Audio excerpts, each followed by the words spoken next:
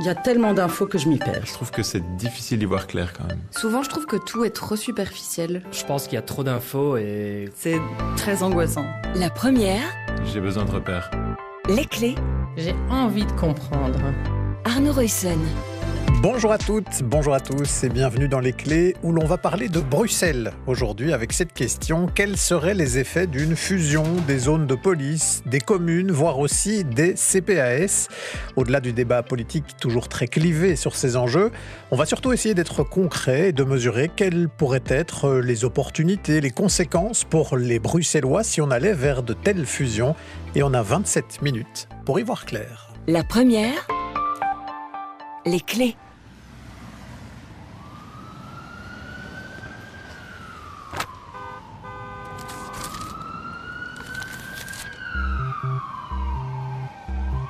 Si on reparle de fusion des communes et des zones de police à Bruxelles, c'est notamment parce que dans l'accord de gouvernement fédéral, dans le très long chapitre consacré à la sécurité qui fait près de 37 pages, on peut lire notamment ces quelques lignes qui concernent la capitale.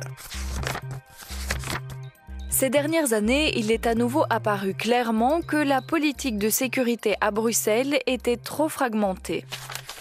Vu l'enchevêtrement territorial de la région de Bruxelles-Capitale en termes d'urbanisation et de sécurité, une politique de sécurité claire est nécessaire. C'est pourquoi nous fusionnons les 6 zones de police bruxelloises en une seule. Nous fusionnons les 6 zones de police en une seule.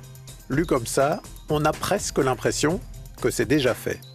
En réalité, ce qui s'ouvre maintenant, c'est un processus de concertation avec les bourgmestres bruxellois qui s'annonce tout sauf simple, puisque ces bourgmestres, quasiment à l'unisson, disent ceci. C'est une mauvaise idée parce qu'on détricote quelque chose qui fonctionne bien aujourd'hui, tant en matière de prévention et de proximité. On s'est adapté nos politiques aux quartiers et aux différentes communes. À ce stade, je ne vois pas en quoi une fusion serait meilleure.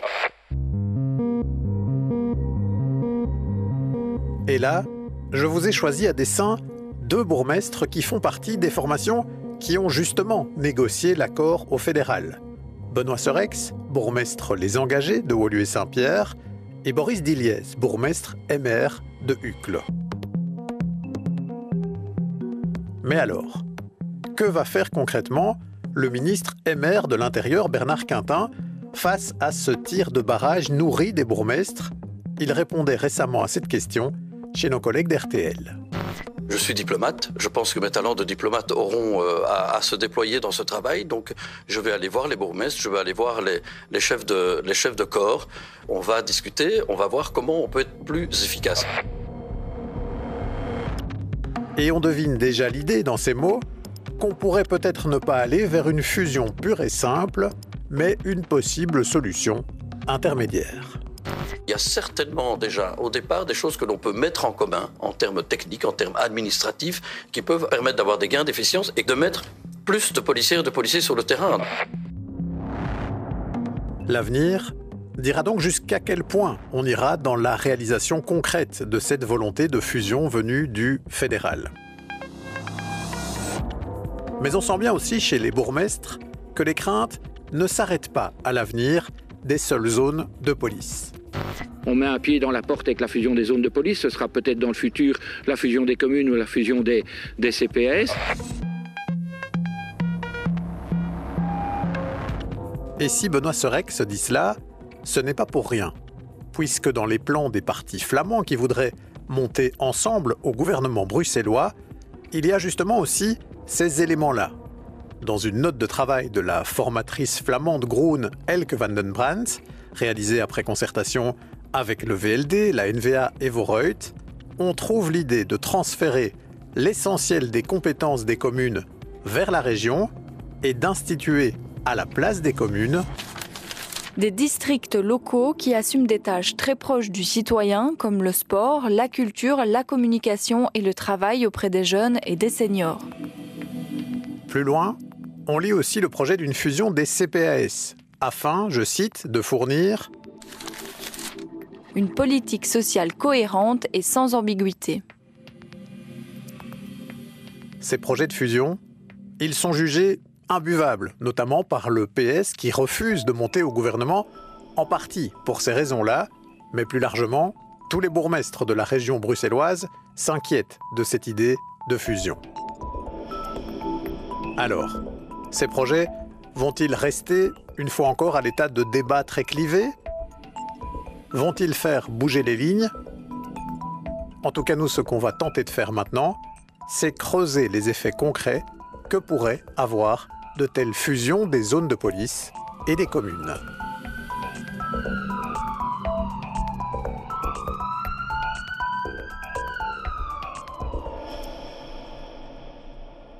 Bonjour Caroline Sagesser. Bonjour. Vous êtes politologue au CRISP, le Centre de recherche et d'information sociopolitique.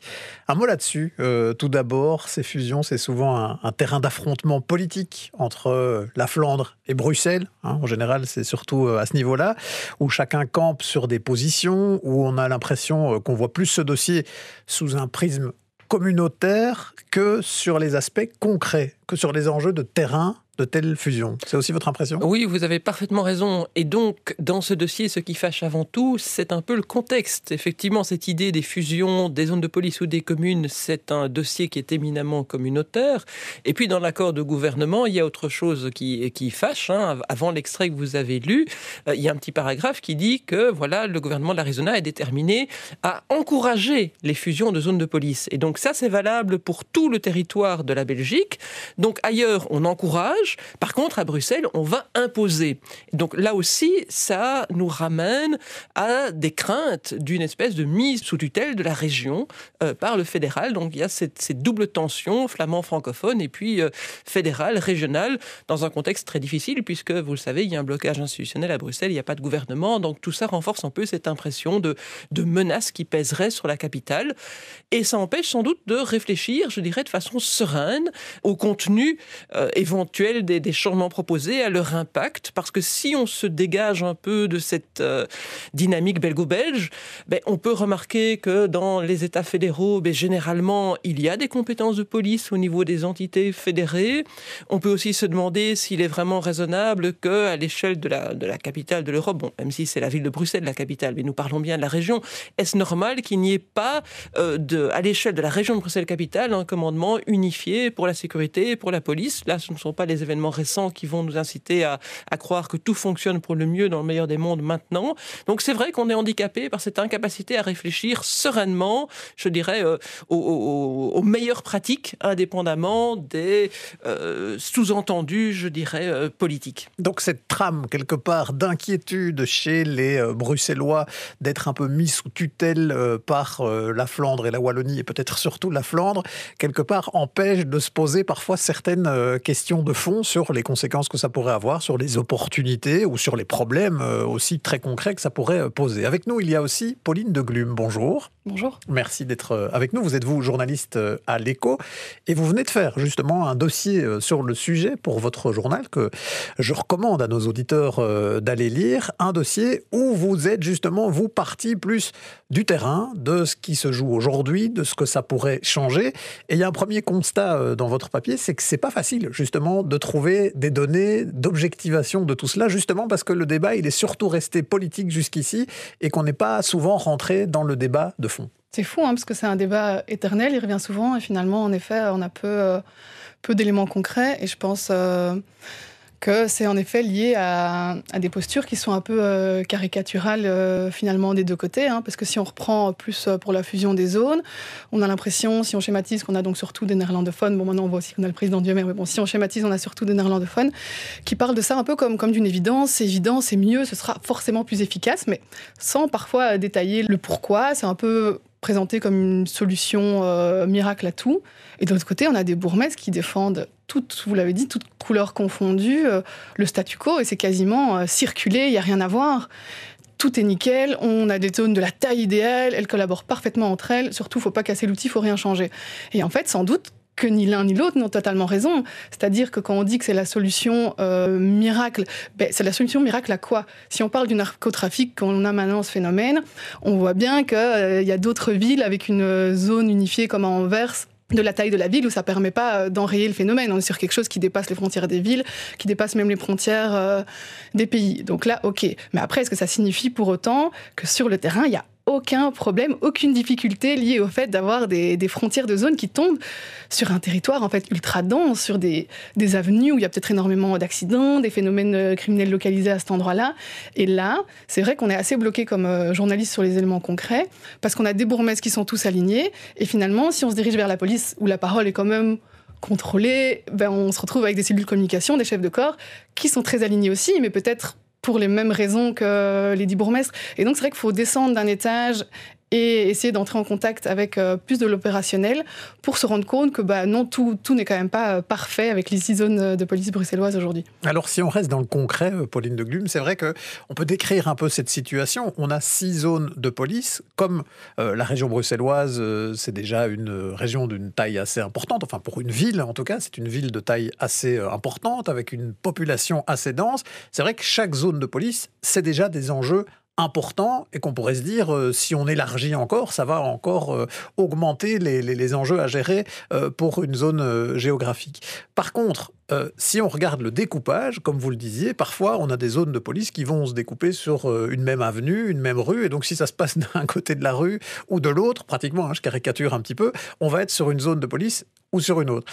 Et ça, forcément, ça pose quand même question pour des enjeux qui sont transversaux à toute la région bruxelloise, voire même parfois au-delà.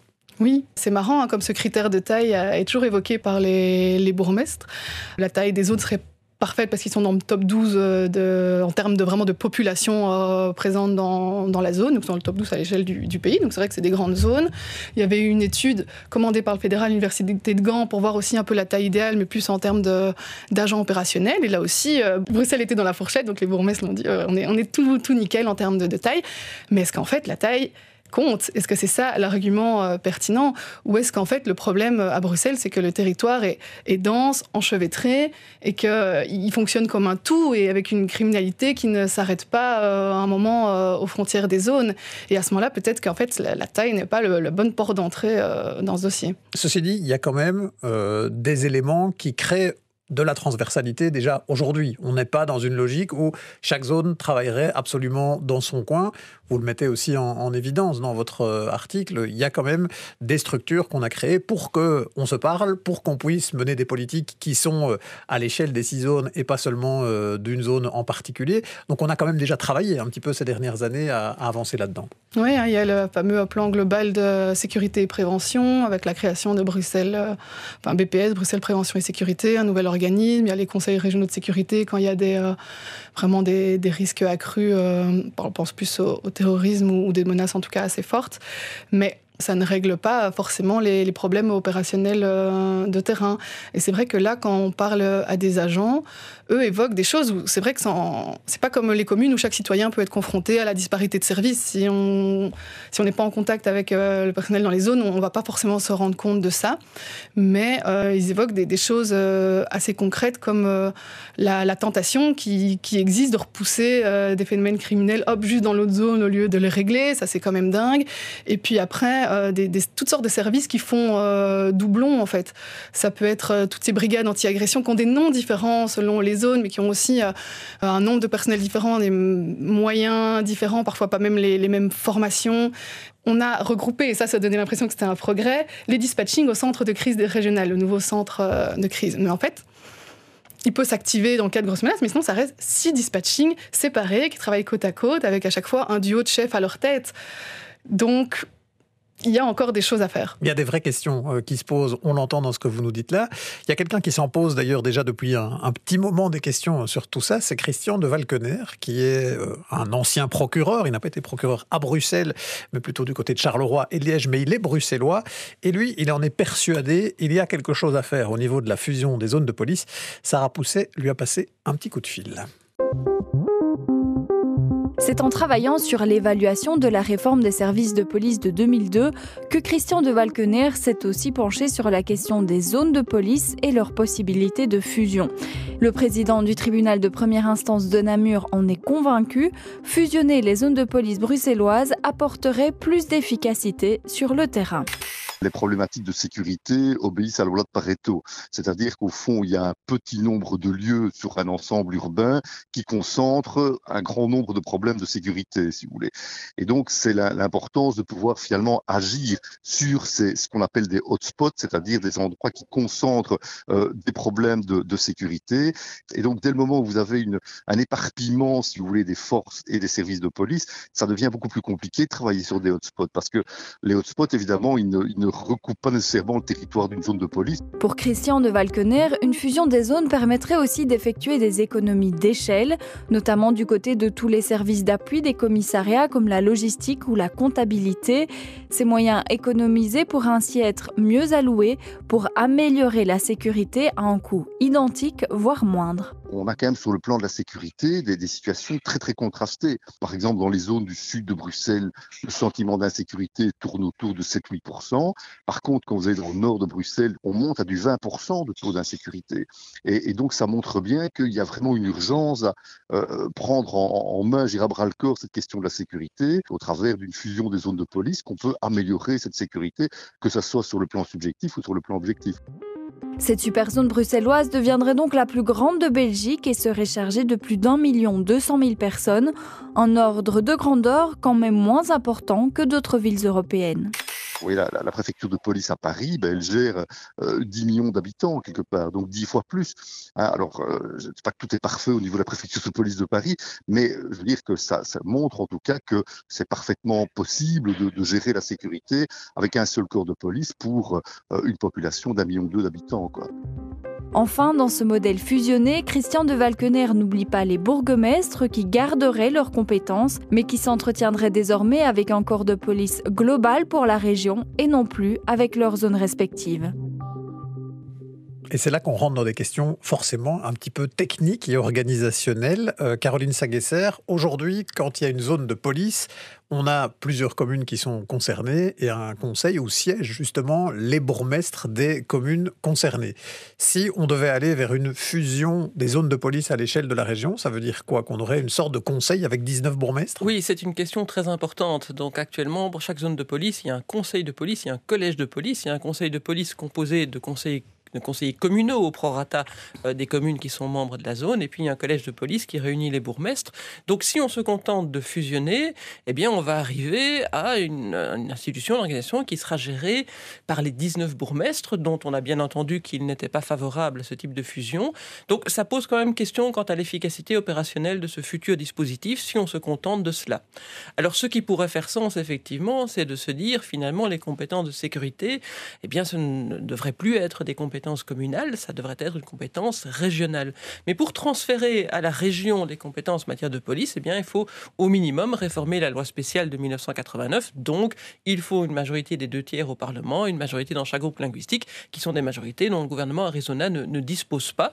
Donc, à ce stade, je ne sais pas très bien concrètement ce qui est envisagé par le gouvernement et par le ministre de l'Intérieur, Bernard Quintin. Donc, il faudra voir concrètement comment ça va se passer. Et ça me semble a priori suffisamment compliqué que pour que je ne sois pas convaincu que l'affaire est faite sous prétexte que l'intention est affichée. Oui, parce que quand on lit l'accord de gouvernement, et on l'a fait en début d'émission, c'est nous fusionnons les 6 zones de police.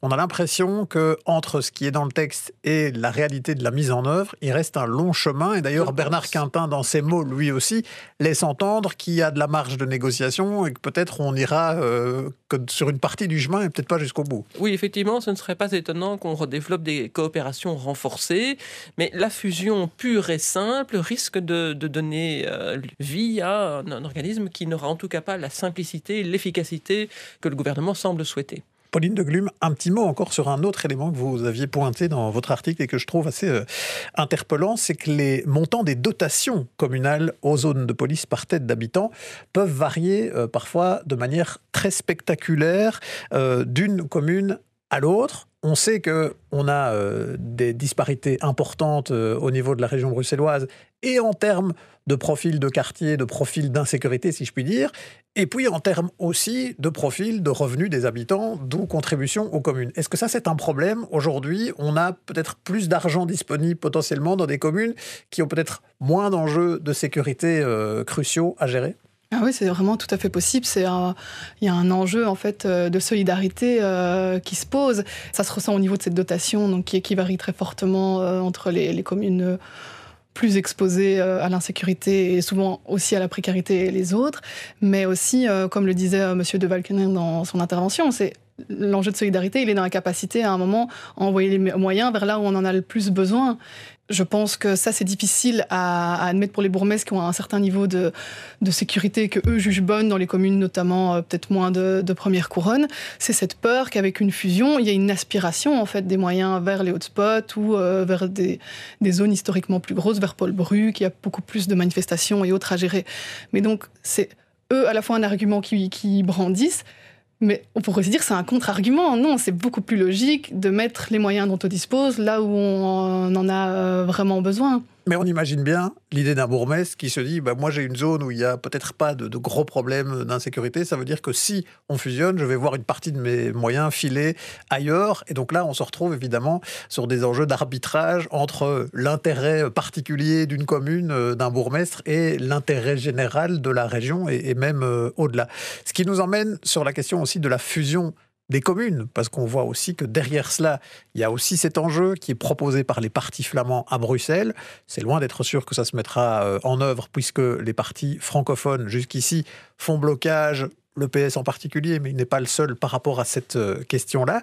Caroline Sagesser, c'est encore moins évident politiquement de fusionner les communes que de fusionner les zones de police demain ? Oui, tout à fait, c'est beaucoup moins évident, je crois essentiellement pour deux raisons, parce que cette fusion des communes, mais ça veut dire la disparition de toute une série de postes de bourgmestres, d'échevins, qui sont des postes importants pour le politique, et puis parce que la fusion des communes, ne peut pas s'appuyer sur, me semble-t-il, des arguments aussi pertinents que la fusion des zones de police ou la rationalisation des compétences en matière de sécurité, parce que les communes de Bruxelles sont, pour la plupart d'entre elles, de grosses communes. On a plusieurs communes qui ont plus de 100 000 habitants, et qui donc sont déjà à part entière parmi les plus grandes communes du royaume. Donc l'argument de fusion pour obtenir des économies d'échelle, etc., il n'est pas particulièrement pertinent. Je crois qu'il faudrait commencer par examiner la répartition des compétences, voir effectivement qu'est-ce qui aujourd'hui pose problème. Par exemple, en matière de mobilité, on se rend bien compte que c'est pas très, très optimal. En matière de propreté publique, en matière d'urbanisme, il y a toute une série de choses qui seraient sans doute mieux gérées de façon plus transversale à l'échelle de la région, pour ne pas prendre un concept politique, à l'échelle simplement de la métropole bruxelloise. Par contre, il y a d'autres choses qui sont proches du citoyen et dont il faudrait sans doute qu'elle demeure gérée à un niveau inférieur à celui de l'ensemble du territoire de la région. Donc voilà, il faudrait peut-être faire cet inventaire de ce point de vue-là. Et c'est vrai que la façon dont le dossier est éminemment politique nous empêche une fois de plus de réfléchir de façon rationnelle à cela. Et alors il y a un autre élément qui est celui sur lequel on terminait l'examen de la question de la fusion des zones de police, qui est la solidarité financière. Là aussi, il y a quelque chose de problématique à Bruxelles. Vous avez des communes dont les populations sont plus pauvres, qui sont contraintes d'augmenter les taxes pour se financer les centimes additionnels. Puis vous avez d'autres communes dont la population est plus riche, a un revenu moyen plus élevé, qui peuvent se permettre de baisser les taxes. Donc actuellement, à Bruxelles, c'est tout à fait illogique d'avoir des communes riches où les citoyens payent moins de taxes proportionnellement que des communes plus pauvres. Là, il y a aussi un problème, à mon avis, examiné. Pauline de Glum, vous qui suivez depuis longtemps la politique bruxelloise, est-ce qu'on a plus avancé sur une forme d'objectivation et de travail concret sur ce à quoi ressemblerait une fusion des communes qu'on ne l'a fait sur les zones de police ? Ou bien on est au même point? Moi, je trouve qu'il y a même un recul. Je trouve qu'il y a quelques années, où je ne sais pas si c'était la législature avant. Bon, si on schématise, ok, c'est plus quelque chose qui est porté par les néerlandophones, mais il y avait quand même des groupes, des think tanks comme la Magna, qui venaient avec des propositions, ville, région, district, tout ça. J'ai trouvé que c'était un dynamisme qui avait plus du tout. D'ailleurs, il devait normalement y avoir cette législature des états généraux pour réfléchir le modèle régional, les communes, les zones de police. Ils n'ont tout simplement pas eu lieu, alors qu'ils étaient dans l'accord de majorité à la région en 2019. Moi, j'ai plutôt l'impression qu'il y a même une résurgence du fait communal. Je pense que ça s'explique par différentes choses. Durant la crise Covid, à tort ou à raison, la région a été perçue comme défaillante. Combien de fois j'ai pas entendu dire de bourgmestres, heureusement qu'on était là, on est vraiment le niveau qui fonctionne, proche du citoyen. Ça ressort, ceci dit, dans les sondages. C'est le niveau de pouvoir dans lequel les citoyens accordent le plus de confiance. Et puis après, je pense que c'est les difficultés de la région elle-même. En bas, là, on a une crise budgétaire politique, mais c'est aussi vraiment son efficacité en termes de services. Je veux dire, c'est devenu quand même un gros mammouth lisible avec plein d'agences. Quand on reprend Bruxelles Propreté qui a eu des audits parce que ça ne va pas du tout. Parking Bruxelles qui était au Parlement récemment puisqu'il y a aussi plein de couacs. Il y a eu des problèmes avec Bruxelles Fiscalité. Urban qu'on a créé pour réduire les délais de permis, c'est toujours aussi long. Et donc la région, n'ayant pas vraiment convaincu, n'étant pas hyper lisible, efficace, je pense que les communes disent heureusement qu'on est là, quoi. Donc on a plutôt reculé sur cette idée de revoir un peu le paysage communal. Un dernier mot peut-être avec vous, Caroline Sagesser. Dans la note des partis flamands pour Bruxelles, il y avait cette idée qu'on pourrait transférer une bonne partie des compétences communales au niveau de la région et garder quand même des districts locaux qui assumeraient certaines tâches très proches des citoyens. Ça, c'est quelque chose qui existe ailleurs en Belgique, à Anvers. En quelques mots, ça fonctionne comment là-bas ? C'est encore des petites communes ou on est dans un tout autre paysage avec ces districts ? C'est quelque chose de différent. Alors c'est une possibilité qui existe, qui est indiquée dans la Constitution. Pour toutes les communes de plus de 100 000 habitants, elles peuvent créer des districts. Et donc en fait, les districts, ce sont des organismes intracommunaux. Ce qui s'est passé, c'est que la ville d'Anvers a créé en son sein des districts qui jouissent de certaines compétences, mais qui sont vraiment des compétences, je dirais, secondaires. Organisation de compétitions sportives, de fêtes, de l'aide aux seniors, etc. Le pouvoir, il est vraiment à la ville d'Anvers. Donc, appliquer ce modèle-là à Bruxelles, ça voudrait dire, à la limite, d'abord fusionner les communes, et puis en redécouper le territoire en quelques zones, éventuellement, oui, effectivement, appeler districts dotés d'un pouvoir politique autonome, mais qui auraient des compétences vraiment réduites comme peau de chagrin. Alors, je crois que de toute façon, sur le plan institutionnel, pour le moment, ça me paraît très, très compliqué d'imaginer qu'on arrive à cette solution-là à brève échéance. Bon. Eh bien, en attendant que les politiques se mettent d'accord sur le sujet, on vous aura proposé des clés pour vous faire votre opinion sur le fond de ce débat. Merci à Caroline Sagesser et à Pauline de Glume pour leurs éclairages précieux. À la réalisation sonore de ce podcast, il y avait Laurent Nélissen, à la préparation Sarah Pousset et Arnaud Ruyssen. Et un petit conseil, si vous aimez nos émissions, n'hésitez pas à aller nous mettre quelques petites étoiles sur vos plateformes de podcast, pas tellement pour soigner notre ego, mais pour que les algorithmes nous diffusent à un plus large public. Merci déjà, et merci surtout de nous suivre de plus en plus nombreux.